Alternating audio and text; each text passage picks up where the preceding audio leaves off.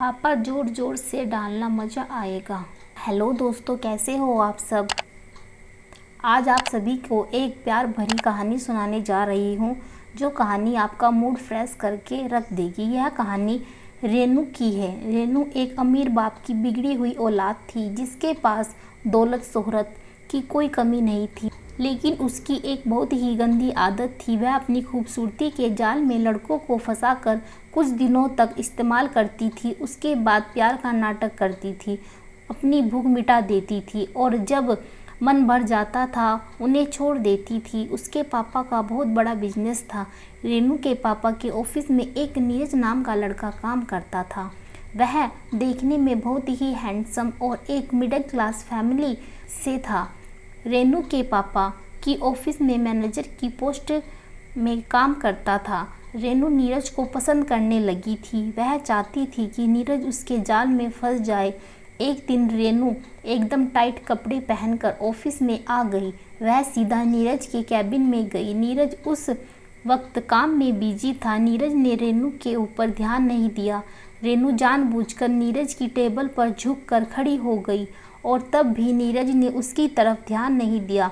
फिर रेनू ने अपना पैर जमीन पर थोड़ी तेजी से मारा। तब नीरज का ध्यान रेनू पर चला गया। वह रेनू को देखता ही रह गया, क्योंकि रेनू उस ड्रेस में बेहद बवाल लग रही थी। वह थोड़ी देर तो कुछ नहीं बोल पाया और रेनू की तरफ देखता ही रह गया। रेनू बोली, क्या हुआ नीरज, ऐसे क्यों देख रहे हो, जैसे कुछ पहले बार देखा हो। नीरज, नहीं मैडम, आपको कुछ काम है बताइए, मैं आपका काम कर दूंगा। रेनू कहती है, नीरज नहीं, काम तो कुछ नहीं है, लेकिन एक बहुत बड़ा काम भी है। नीरज कहता है, मैं क्या कह रही हो, मुझे कुछ समझ नहीं आ रहा है, मुझे साफ साफ बोलो रेनू, कहना क्या चाहती हो।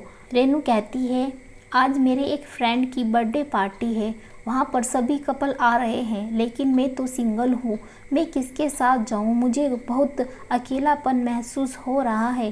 काश मेरा भी बॉयफ्रेंड होता, मैं भी उसके साथ जाती, लेकिन क्या करूँ। नीरज कहता है, ठीक है मैम, आप एक बॉयफ्रेंड बना लो, उसके साथ चले जाना। रेनू कहती है, नीरज तुम भी इतने बड़े बुद्धू हो, मैं इतनी जल्दी किसको बॉयफ्रेंड बनाऊँ। नीरज कहता है, मैम मैं इसमें आपकी क्या मदद कर सकता हूँ। रेनू कहती है, वैसे नीरज मेरे पास एक अच्छा आइडिया है, अगर तुम मानो तो। नीरज कहता है, कैसा आइडिया मैम।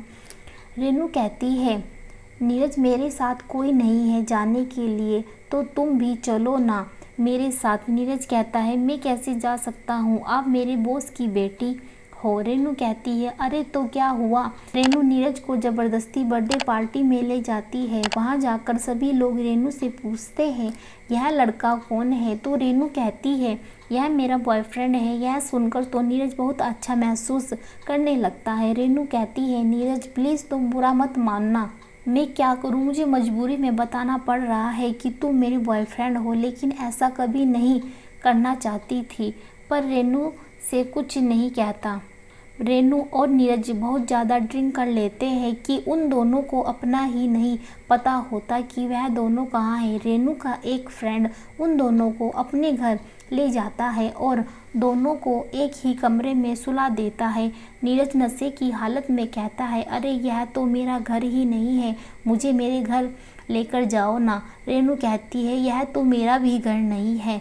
रेनू का फ्रेंड दरवाज़ा बंद करके चला जाता है। तभी रेनू नीरज के गले लग जाती है। नीरज के पसीने छूट जाते हैं। नीरज का आधा नशा उतर जाता है। नीरज को बहुत अच्छा महसूस होता है। वह रेनू को और कसकर पकड़ लेता है और बिस्तर पर बैठा देता है और सारी सीमाएं पार कर देते हैं। सुबह के समय जब दोनों उठते हैं तो रेनू नीरज से कहती है कि नीरज, हमारे बीच रात क्या हुआ था। नीरज रेनू से कहता है, रेनू मुझे कुछ याद नहीं है कि तुम्हें क्या बताऊं। रेनू कहती है, तुमने नशे में मेरा फ़ायदा उठाया है। नीरज कहता है, मुझे कुछ याद नहीं है। रेनू नीरज के फिर से नज़दीक आ जाती है और कहती है, अगर तुमने सच में फ़ायदा उठाया है तो एक बार और उठाओ मेरी खुली आंखों से। तो नीरज कहता है, मुझे सच में कुछ याद नहीं है रेनू, मुझे माफ़ कर दो। रेनू कोशिश करने लगती है, फिर वह दोनों फिर से शुरू कर देते हैं। इसी तरह उस दिन के बाद रेनू और नीरज एक दूसरे के साथ समय बिताने लगे और मौका मिलते ही करते रहते थे। एक दिन रेनू नीरज का फ़ोन उठाना बंद कर देती है। रेनू ने नीरज का फ़ायदा उठाया था, उससे कोई प्यार नहीं था, इसलिए उसने उससे बात करनी बंद कर दी थी। धन्यवाद दोस्तों, आपको हमारी कहानी कैसी लगी ज़रूर बताएं और वीडियो को लाइक शेयर कमेंट ज़रूर करें।